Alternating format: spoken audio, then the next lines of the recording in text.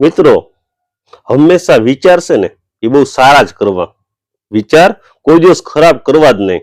હંમેશા વિચાર કરવા ને તો સારા વિચાર કરવા. હું તમને એક સરસ મજાની વાર્તા કહું. એક માણસ છે ને જંગલમાં જતો હોય, ચાલતા ચાલતા એ થાકી જાય. એટલે વૃક્ષ હોય ને, ઘનઘોર વૃક્ષ નીચે આરામ કરવા બેસે છે. ફૂલ તડકો હોય અને થાકી ગયો હોય. એટલે એનો વિચાર આવે કે જો અહીં કંઈક જમવાનું મળી ગયું હોત ને, હારે જમવાનું લાવ્યું હોત ને તો બહુ મજા આવી જતી. કે એને ખબર નહોતી કે જે વૃક્ષની નીચે બેઠો છે ને એ વૃક્ષ છે ને એ કલ્પ વૃક્ષ હતું. જે કલ્પ વૃક્ષ કેવું હોય કે તમે જે વિચાર કરો ને એ વસ્તુ તમારી સામે હાજર થઈ જાય. તમે કલ્પના કરો ને એવી વસ્તુ હાજર થઈ જાય.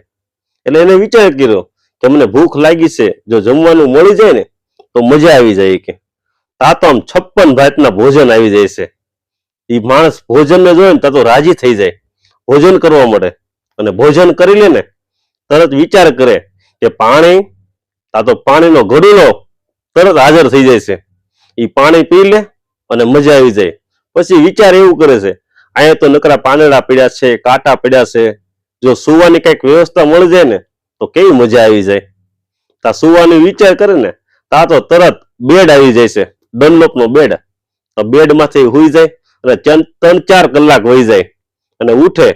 અને પછી વિચાર આવે કે મેં વિચાર્યું કે જમવાનું આવે, આ તો 32 જાતના ભોજન આવી ગયા.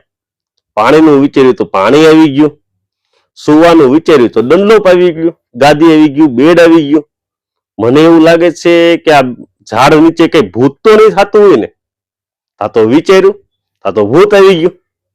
અને પછી વિચાર્યું કે આ ભૂત મને મારી તો નહીં નાખે ને. આ ભૂતે મારી તો નાખ્યો. એટલે મિત્રો, ગમે ત્યારે આપણે વિચાર છે ને એ હંમેશા સારા લાવવા. ખરાબ વિચાર ક્યારેય પણ નહીં લાવવા.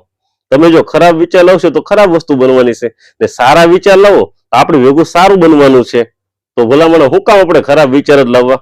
હંમેશા સારા વિચાર લાવો ને. બોલો મિત્રો, રાધે રાધે.